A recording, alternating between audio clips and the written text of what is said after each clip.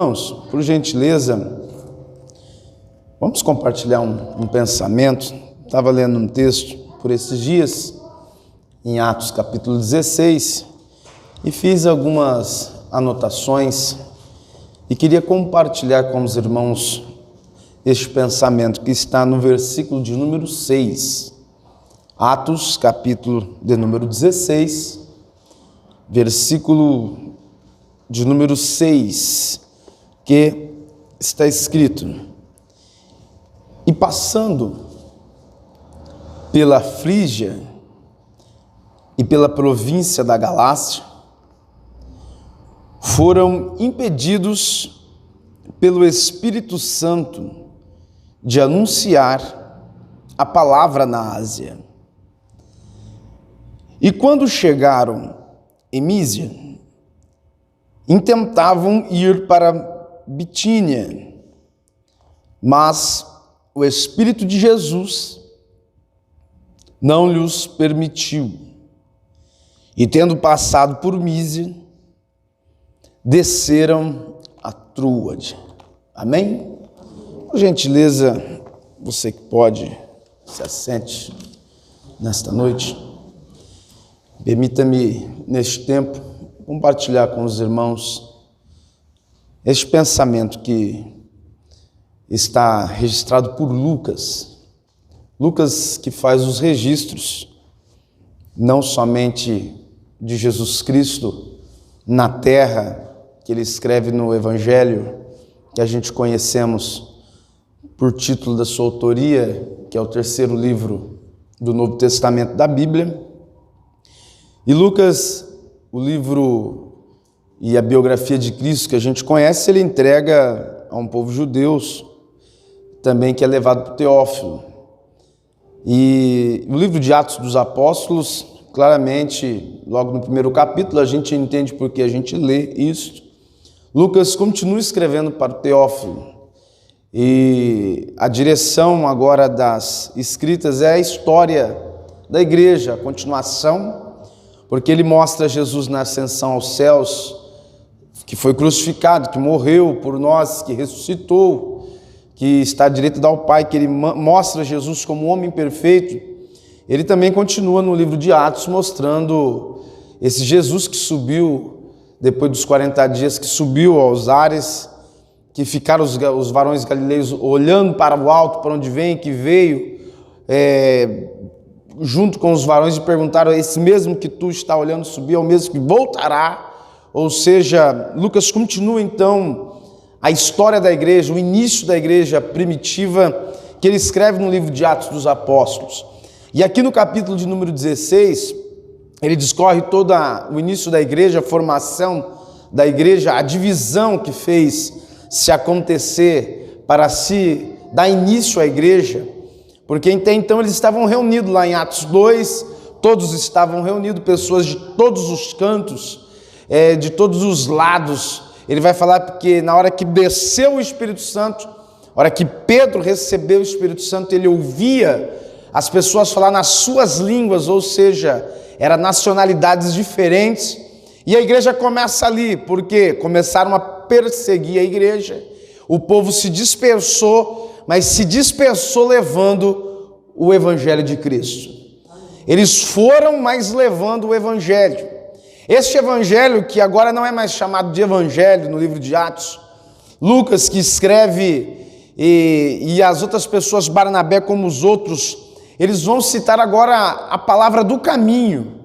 O Evangelho agora é conhecido como a palavra do caminho. Por quê? Porque eles eram atacados, perseguidos, até Paulo mesmo, que respirava ameaças aos crentes, que pegavam os crentes, os cristãos, eles indagavam. Por quê? Porque eles pregavam uma mensagem. Que mensagem? De um único caminho, que era Jesus Cristo. Eles falavam deste caminho, só tem um, é o que vai levar aos céus, só tem um, o que vai levar à salvação. Porque ele destacava a vertente dos caminhos, porque até então uns acreditavam em Deus, é claro, nosso Deus, mas como judeus ortodoxos, o Deus de Abraão, e até então não acreditavam em Jesus, muito menos que ele era o Messias. Mas a mensagem de Pedro, de João, dos outros apóstolos, de Tiago, era o caminho, só tem um caminho.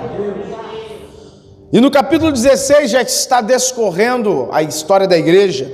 Paulo aqui já tinha sido preso, Paulo aqui já tinha passado a sua primeira viagem missionária, e agora então Paulo vai para a sua segunda viagem missionária no capítulo 16.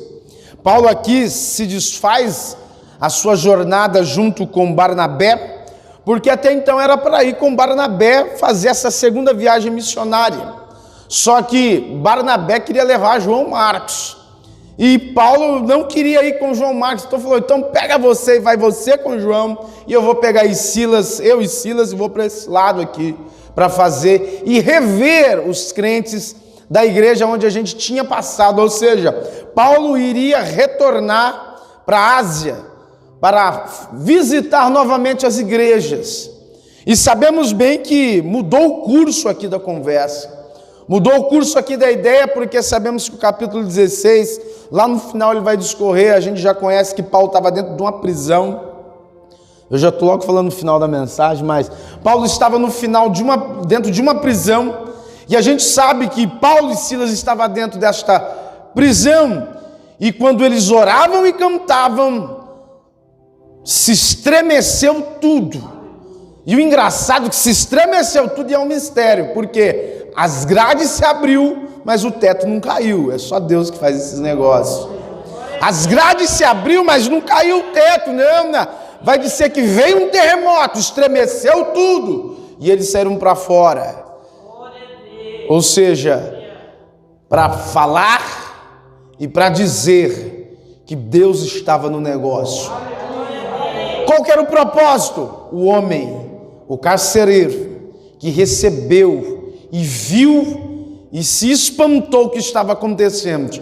E quando eles saíram ali, pode ser que aquele carcereiro se assustou dizendo, agora eu vou padecer, porque a corte vai vir e vai me prender, porque é isso que aconteceu. Mas Paulo e Silas diz, calma, a gente não vai fugir, a gente vai ficar aqui, porque agora entendemos o propósito porque ficamos até aqui, o propósito porque essas grades se abriu, é para dizer que há solução para a sua vida.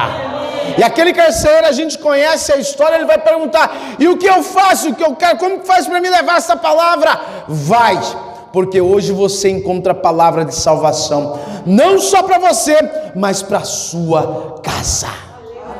E a gente viu e entende, leu, que a casa dele foi salva.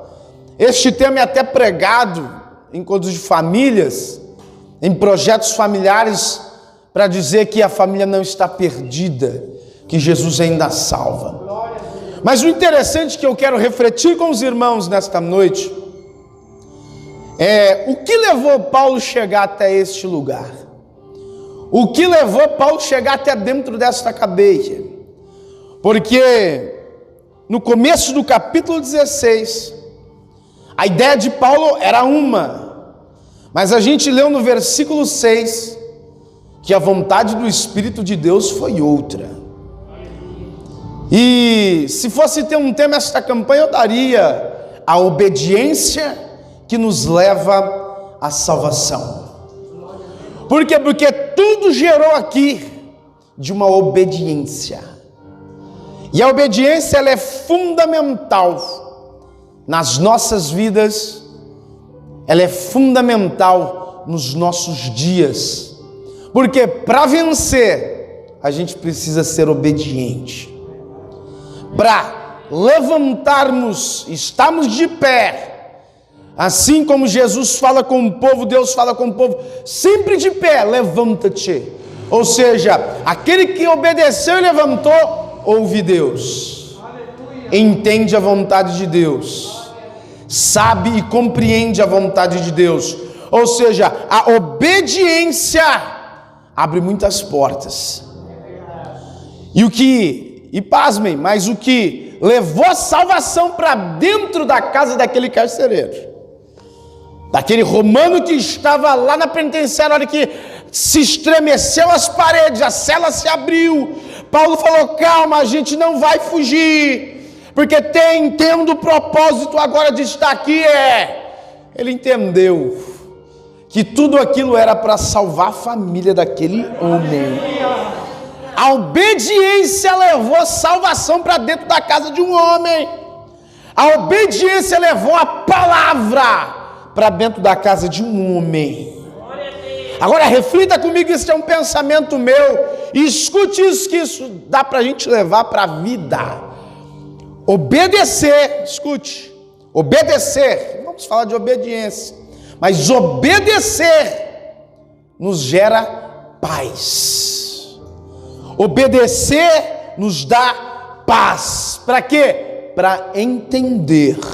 Aleluia. A obediência nos traz paz para entender. E quem entende, após a obediência, ele tem paz para não questionar. Quem obedece tem paz e entende. E quem não questiona porque entende e tem paz, ele vai entender que lá no final de tudo, o que lhe coube foi ter obedecido. Aleluia. A obediência nos leva a ter paz. Porque se a gente tem paz, a gente não questiona.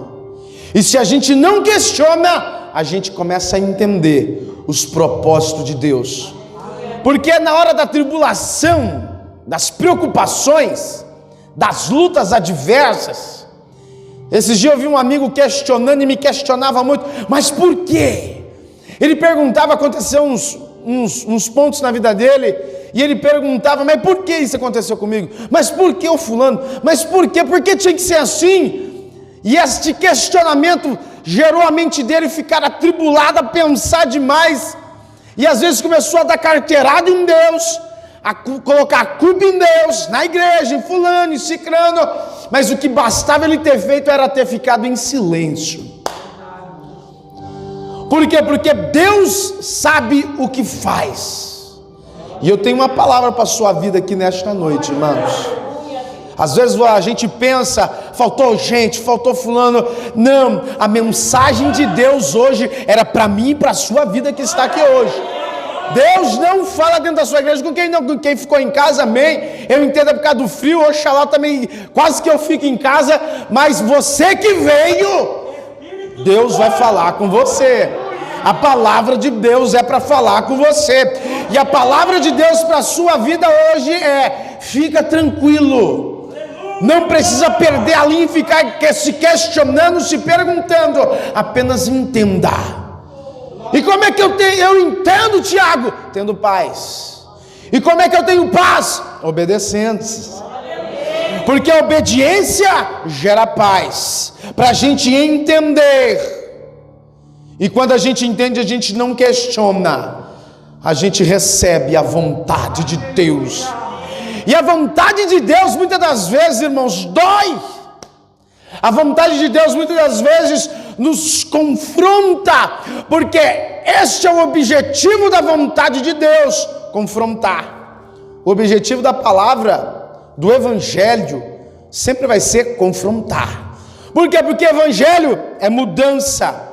Evangelho é boas novas, na sua palavra transliterada, boas novas, mas boas novas é o quê? Mudança, mudança de rumo, mudança de caminho, mudança, ou seja, a gente estava andando por um jeito, mas recebemos o evangelho, mudamos o curso. A gente pensava de um jeito, mas recebemos o evangelho, a gente pensa de outro jeito. A gente agia de um jeito, mas o evangelho nos constrangeu a não agir mais. Por isso que é dito: se mentia, não mente mais. Se roubava, não rouba mais. Se enganava, não engane mais. Por quê? Porque o evangelho questionou. O evangelho confrontou. A vontade de Deus choca e nos faz a gente ver a sujeira e entender: eu preciso mudar. Se a gente não chegar num consenso e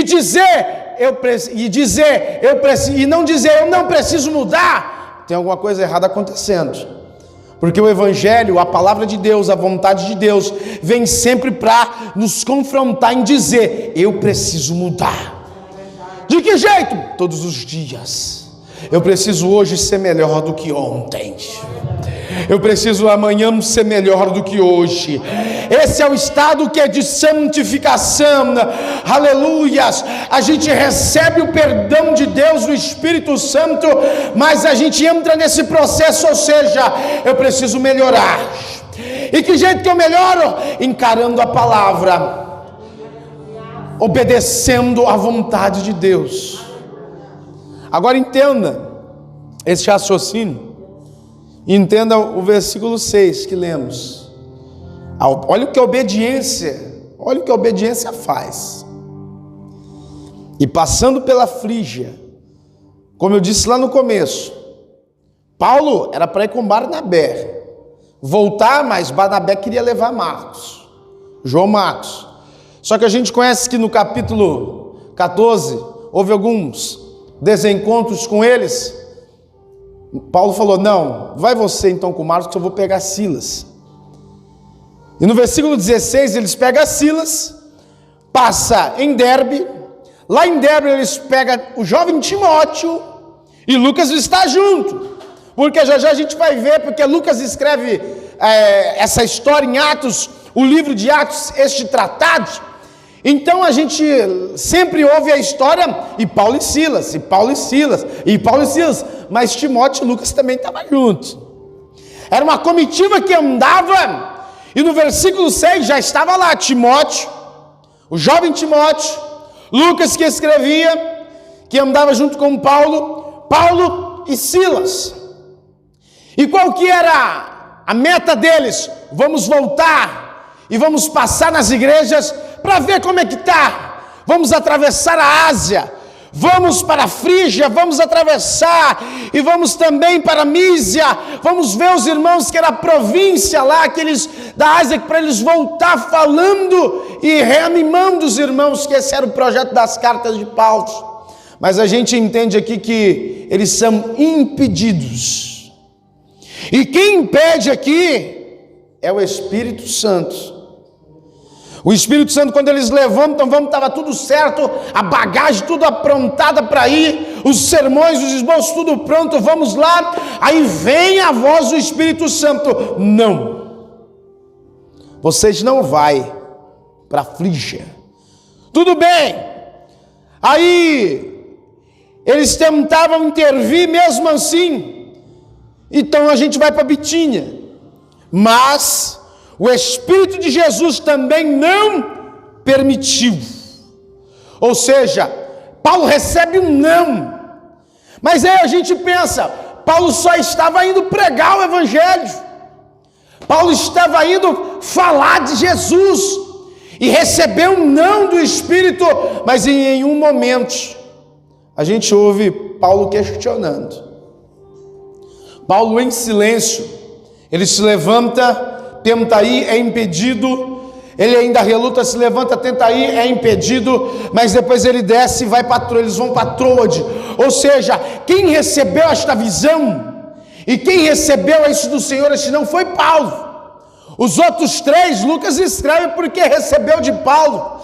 Mas o jovem Timóteo, Silas não tinham recebido. Quem recebeu foi Paulo. Pode ser que eles não estavam entendendo nada. Ué, mas o Senhor não falou que ia para a Ásia? O Senhor não falou que a gente ia voltar? Não, mas o Espírito Santo de Deus falou não. E ele entendeu não de que jeito? Obedecendo. A gente só vai entender os nãos da vida, irmãos, quando a gente aprende a entender e obedecer. Se a gente tem paz, como eu disse, o obedecer nos leva a ter paz. Se a gente tem paz, a gente entende os nãos. Se a gente tem paz, a gente sabe ouvir não. Porque o que tem de gente hoje que não sabe ouvir mais não? Ah não, vou sair da igreja. Ah não, então eu vou entregar. Ah não, então para mim não dá. Tem que ser do jeito do fulano, do Beltrano, do bonitão. Não. Mas aqui era diferente. Paulo sabia quem estava falando com ele. Quando a gente entende quem está falando conosco, isso é discernimento, a gente entende um não e sabe que depois do não tem propósito. Até o não de Deus tem propósito. Até o não do Espírito Santo tem um propósito. Porque se ele tivesse batido o pé e dito: eu vou para a Ásia, eu estou indo pregar o Evangelho, isso aqui é coisa da minha cabeça, eu vou para a Ásia. Meus irmãos, não ia existir a carta aos Filipenses, porque a igreja de Filipenses recebeu o Evangelho porque Paulo obedeceu este não. A igreja de Filipenses, e a igreja de Filipenses foi uma igreja pequena, mas foi a maior quantidade de pessoas que abençoaram o ministério de Paulo. Imagina se ele tivesse recusado, imagina se ele tivesse confrontado este não, imagina se ele tivesse questionado o pastor Natanael este não. A igreja de Filipenses foi a igreja que mais patrocinou o ministério de Paulo, que mais deu moradia, pagou as suas despesas nas penitenciárias, mandava alimento, mandava obreiro para ajudar, veio tudo de Filipe. O não entendido, o não questionado, o não que a gente recebe, em vez da gente questionar, a gente entrega na mão de Deus. Pode ter certeza, lá na frente tem um propósito de Deus para a sua vida. Nenhum não de Deus é em vão. Às vezes ele está te poupando aqui porque ele tem coisa melhor para você lá do outro lado. Às vezes ele está te poupando de ir para a Ásia porque ele tem coisa melhor para você na Macedônia. Às vezes o não de Deus é para você fazer você não sofrer no dia de amanhã. Pode ser que o não está doendo hoje, mas se alegre, porque no dia da manhã você vai sorrir. Porque às vezes a gente questiona o não, briga por causa do não, faz biquinho por causa do não, mas no dia da manhã a gente sofre, a gente sente dor, a gente se machuca, a nossa vida ministerial às vezes leva um choque, tudo porque a gente questionou. Mas aprendemos com Paulo nesta noite: receba o não do Senhor. Aleluia. A primeira coisa, porque Paulo entendeu, porque ele sabia, a agenda dele era uma, qual Bitinha, mas a agenda do Espírito Santo era outra. Ou seja, a nossa vontade é uma, mas a vontade de Deus sempre vai ser soberana. A nossa vontade às vezes era ficar em casa nesse frio, debaixo das cobertas, assistindo um bom filme com a família, mas a vontade de Deus ainda é soberana. Ele te trouxe aqui nesta noite, nesta quinta-feira frienda, para te dizer: fica tranquilo. Pode ser que tu não está entendendo não, mas eu te trouxe aqui para você entender, para você ter paz, para você não questionar, porque lá na frente eu vou honrar, Ele vai honrar, Ele vai honrar. Você pode dar um glória a Deus, aleluia, aleluia. Olha o texto, verso 9. E Paulo teve de noite uma visão. Isso é fantástico, irmãos. Paulo teve uma visão. Deixa eu abrir um parênteses aqui na visão. Paulo só teve essa visão porque ele soube entender o não. E a palavra de Deus para as nossas vidas, para ter visão, tem que obedecer. Para ter visão de Deus, tem que entender o não. Se Paulo não tivesse entendido este não, não ia ter visão. Se não tivesse visão, aquela família de carcereiro ia padecer. Se aquela família de carcereiro não recebesse por causa de um questionamento. E o que tem de gente hoje que sofre por causa de questionamentos? Irmão, quem faz é Deus. Aleluia. Quem opera é Jesus. A nossa força física, ela apenas nos destrói. nos corrompe. Jeremias mesmo diz: maldito o homem que confia no homem. O que ele está dizendo? Maldito o homem que confia nas suas próprias forças. Isso aqui não é vingança, não. Maldito o homem que confia em outro, eu confiando no ruim, não. A gente tem que estabelecer aliança assim. Ele está falando do quê? Maldito o homem que confia na sua própria força. Ou seja, eu não posso fazer nada. Nós não podemos fazer nada. O máximo que a gente pode com as nossas mãos, às vezes é machucar, mostrar. Mas quando a gente tira a nossa mão de cena, por quê? Porque na nossa mão tem osso, carne, sangue, é limitada. Chega, não passa de 1 metro, porque tem a medição das nossas mãos. Mas quando a gente tira a nossa mão de cena, aí Deus entra com a dele. E a mão de Deus, aleluias, ela tem poder, tem unção, tem graça, tem misericórdia. Ela chega onde a nossa não chega. A nossa tem 1 metro, a dele, aleluias, ele abraça a humanidade, ele faz o impossível. Aleluias, não tem limite. E olha só a visão que Paulo teve, que apresentava um homem que levantava e dizia para ele: atravessa a Macedônia, porque estamos precisando de ti aqui. Isso foi uma visão que Paulo teve. Lucas não teve essa visão, ele escreve. Silas não teve, nem o jovem Timóteo. Mas o não gerou esta visão. A obediência gerou contato. Eles não tiveram porque não participaram, mas Paulo, que entendeu o não, ele teve uma experiência com Deus.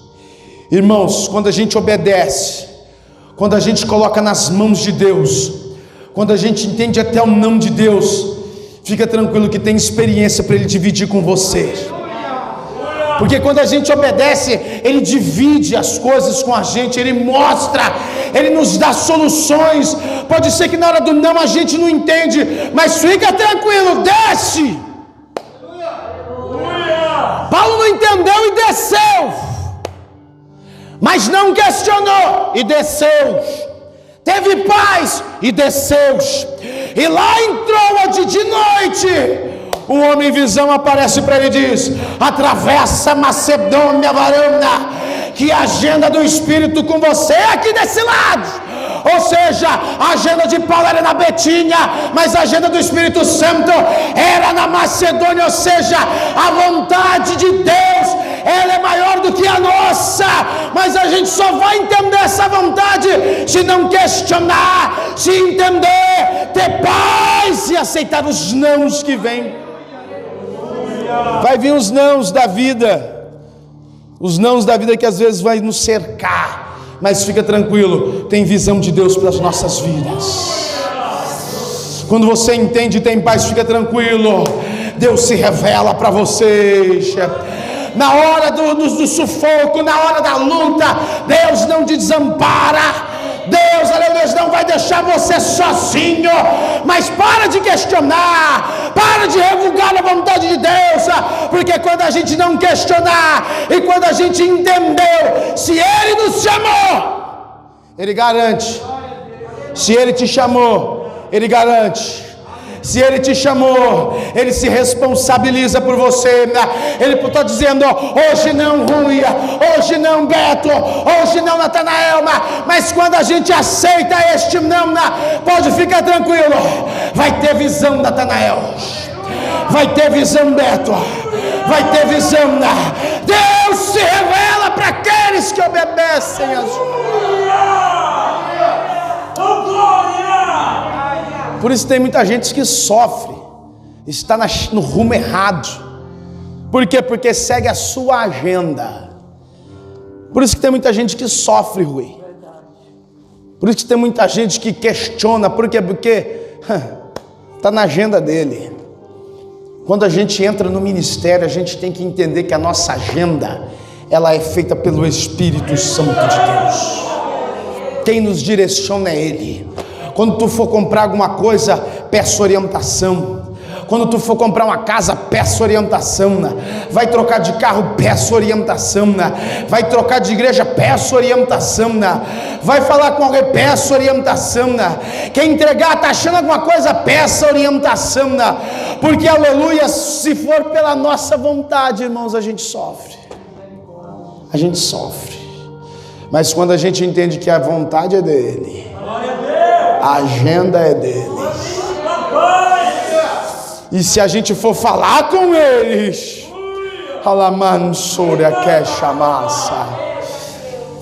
você não vai ficar perdido. Pode ser que Lucas, Timóteo, Silas pensou que Paulo estava perdido em Troade, mas ele sabia, a agenda não é minha, a agenda é dele. Eu sei quem me chamou no caminho de Damasco. Eu sei aquela luz que brilhava mais que ao meio-dia, mais que o sol. Eu sei quem que era que falou comigo. Eu sei quem me mandou levantar do chão ainda mesmo sem enxergar, descer para uma cidade, para uma rua chamada direita. Eu sei quem falou comigo. Ou seja, quando nós conhecemos a vontade e sabemos, aleluia, da parte de Deus que é Ele, a gente não sofre. A gente se poupa de sofrimento, continua passando por luta, porque às vezes o não, às vezes a vontade de Deus, como eu disse, nos gera um pouco de rédea, mas a gente não sofre lá na frente. E olha por quê. Aí ele recebe esta orientação, e eles vão dizer que depois desta ajuda, verso 10, depois dessa petição de ajuda, e logo depois desta visão, procuramos partir imediatamente para a Macedônia. Aleluias.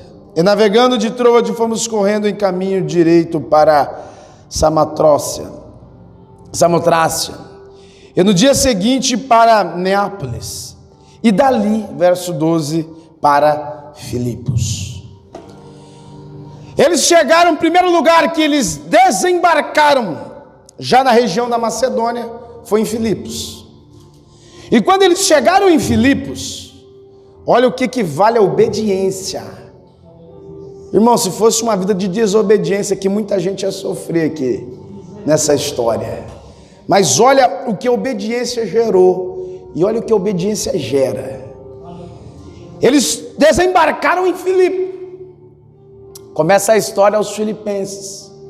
E eles chegando aqui, desembarcando já na primeira província aqui da Macedônia, em Filipos, Paulo vai procurar um lugar para quê?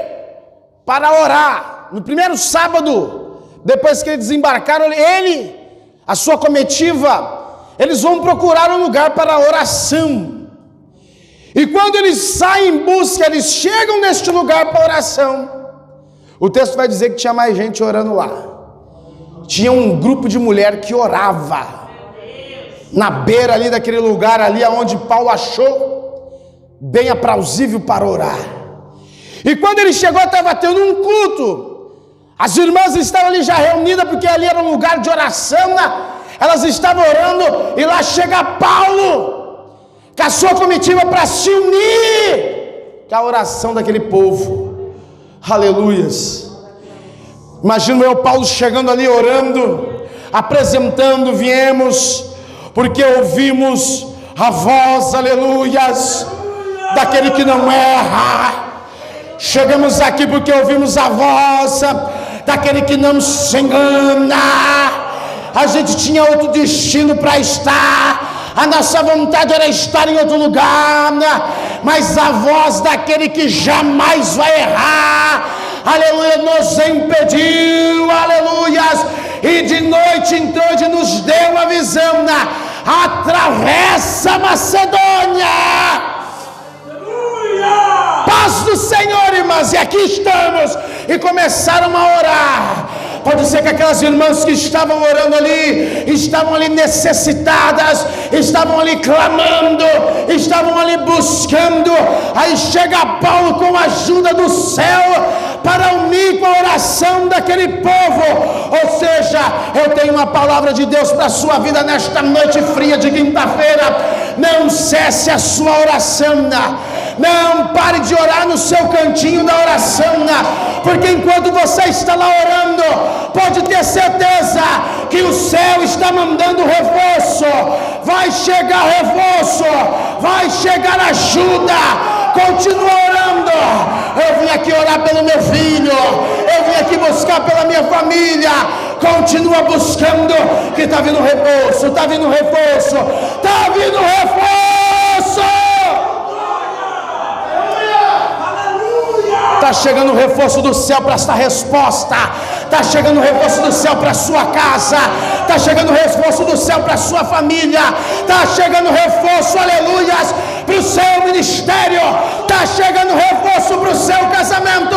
Mas não pare de orar, que o céu está aberto para as suas petições. Está chegando o reforço. Imagino eu a alegria daquelas irmãs. Vocês vieram para orar? Sim, viemos para orar. Aleluia. E quando eles estão ali no culto orando, Paulo vai pregar. E o texto vai dizer que existia uma certa mulher no meio daquele grupo de oração. E essa mulher chamava Lídia. Lídia era vendedora de púrpura. Ou seja, vamos entrar aqui no contexto cultural do negócio. Lídia estava desviada. Por quê? Porque a mulher judia, porque a mulher que seja gentílica, a mulher de respeito, não mexia com púrpura. Púrpura era algo, o tecido da cor roxa, ou alguma coisa, alguns retalhos de cor roxa.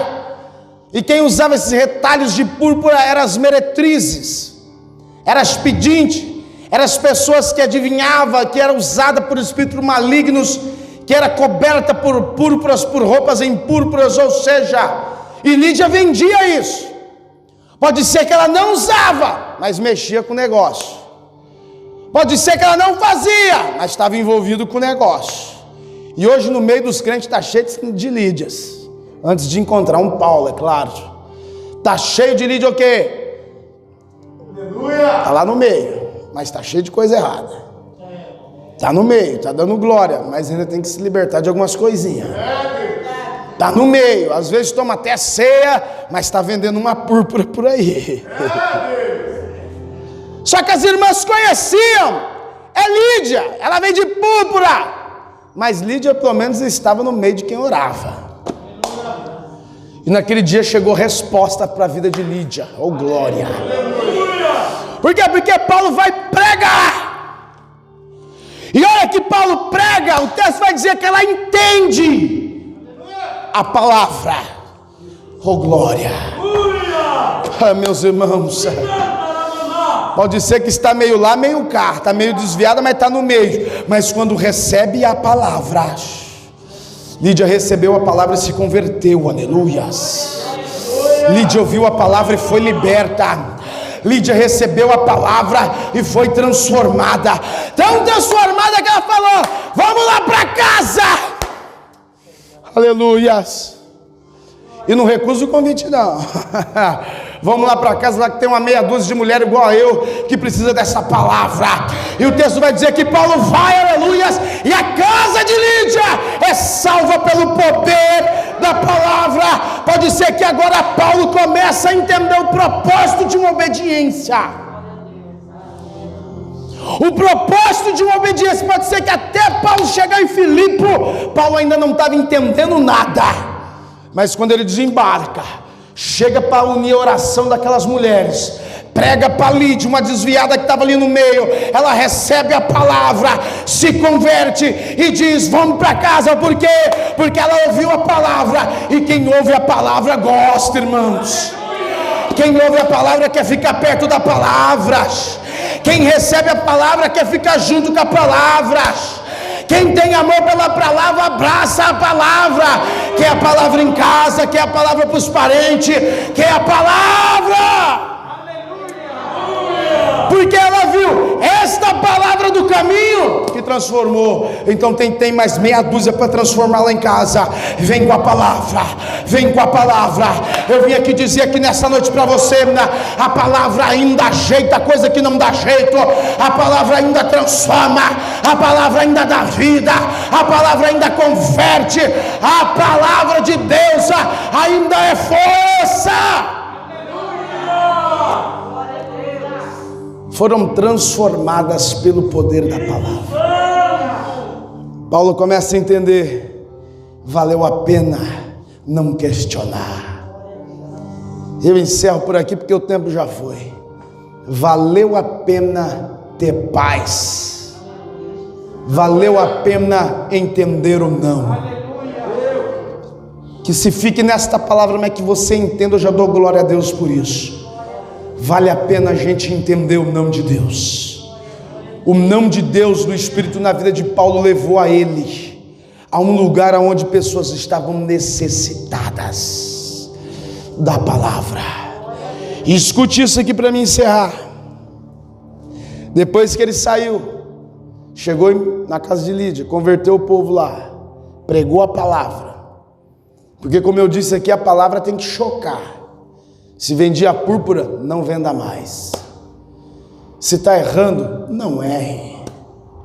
É claro que a vida vai nos submeter a falhas, porque somos humanos, mas enquanto tivermos fôlegos para dizer e para chegar perto dessa palavra, pode ter certeza, aqui existe um rio de graça abundantemente.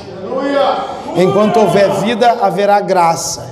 Enquanto haver oportunidade, haverá graça. Então não tem desculpa porque eu não consigo mudar. Consegue sim. Eu não consigo, consegue sim. Mas é muito pecado, vai pedindo graça. Porque a graça é um rio inesgotável. Não é um rio igual a Atibaia, não é um rio igual outros rios aqui que a gente conhece muito, não. O São Francisco, que é gradão, não chega nem ao pé da graça, porque a graça nunca se esgota.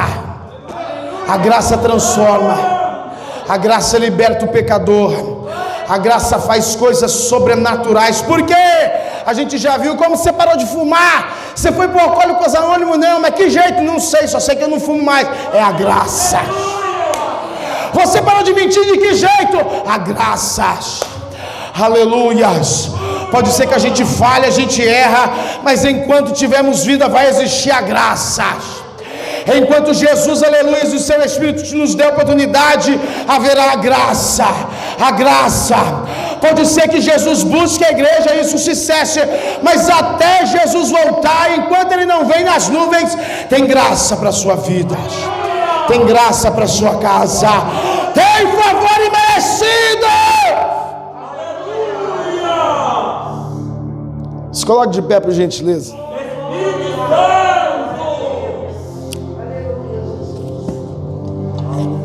E no caminho, versículo 10. É o 10? 16. E aconteceu que, indo nós para a oração, está no versículo 16, verso 16. Capítulo 16, verso 16.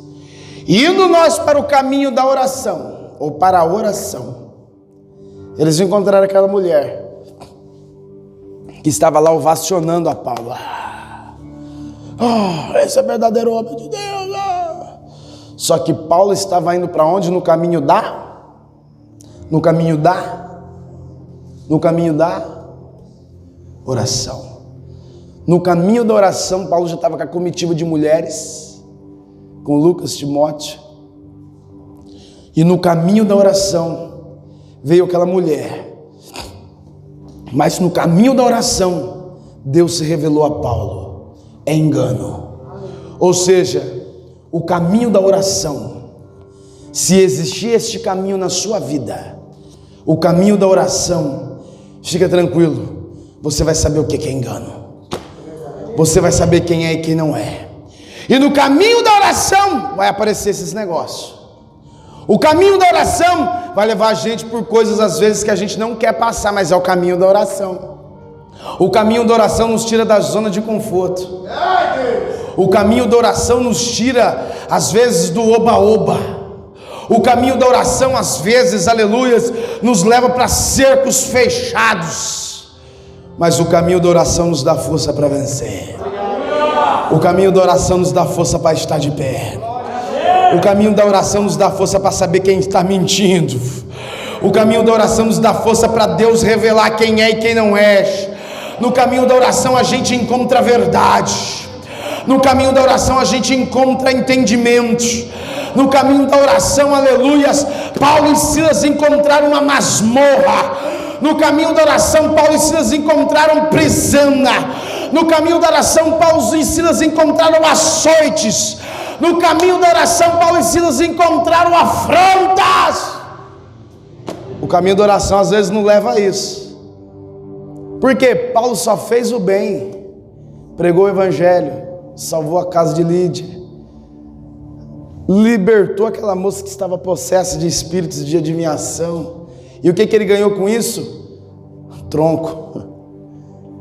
Paulo era o único cara que podia questionar ele e Silas, mas a gente só fez o bem, a gente só ajudou. E o que a gente mereceu? Cadeia. Só que tinha uma coisa que só quem está no caminho da oração vai entender. Paulo e Silas podiam estar presos, as mãos estavam presas, as pernas estavam presas, eles estavam sendo chicoteados pela lei judia e pela lei romana, estavam sofrendo por causa do caminho da oração, mas de uma coisa eles tinham certeza: enquanto tudo estava preso, a alma deles estava livre. Aleluia! A mão estava presa, mas a alma estava livre. A mão estava presa, mas a boca estava livre. Por quê? Paulo orava e Silas cantava. Silas orava e Paulo cantava. Podia estar preso, mas eles estavam no caminho da oração. E quem está no caminho da oração sabe: está preso hoje, está doendo hoje, está amarrado hoje, mas a nossa mente está liberta, está aberta. Ou seja, amanhã Deus vai entrar com a providência. Hoje está estreito, mas quem está no caminho da oração sabe o propósito de Deus, que Ele foi colocado naquele lugar. Então fica tranquilo, apenas obedeça, apenas obedeça, apenas obedeça. Feche seus olhos nesta noite, eu quero orar com você, Pai querido, Deus eterno, Senhor. Pode ser, Senhor Jesus Cristo, que a obediência a Ti às vezes está nos levando, Pai, para dias difíceis. Estamos vendo dias enlutados, estamos vivendo dias, ó Pai querido, de pobreza, de luta, de dor, de amargura. Pai querido, mas de uma coisa temos certeza: que vamos sair daqui, ó Pai, com a esperança. Pode estar tudo travado, o mundo cheio de pandemias, tomado de conta por um vírus, mas de uma coisa temos certeza: a nossa alma está livre, a nossa boca está livre, a nossa, aleluia, esperança está livre. Esperança, Pai querido, que o Senhor vai vir para buscar-nos, para salvar-nos, para nos tirar, aleluia, deste charque, deste lodo. Então nos ajude a permanecer neste caminho de oração, nos ajude a obedecer, nos ajude a entender, nos ajude, Senhor, aleluia, a ter forças. E você que recebe essa palavra, diga amém, amém e amém. As portas se abriu, irmãos, uma família foi salva, a casa de Lídia foi salva, a palavra foi pregada. Eu quero encerrar dizendo nessa noite para você: vale a pena obedecer, vale a pena não questionar os nãos de Deus, porque no dia da manhã, pode ter certeza, tem grandes coisas o Senhor para a sua vida. E tu vai lembrar, assim como Paulo lembrou: eu obedeci uma voz. E lá, preso agora em Filipos, uma igreja que foi formada pela sua obediência, ouvindo Lídia, que ia lhe ajudar no cárcere por causa da sua obediência, no cárcere, ele fala para os soldados: eu aprendi a passar fome, mas também aprendi a ter fartura. Eu aprendi um pouco, mas aprendi também com muito. Ele vai encerrar Filipenses no capítulo 4 dizendo: posso todas as coisas naquele que me fortalece. Deus abençoe os irmãos.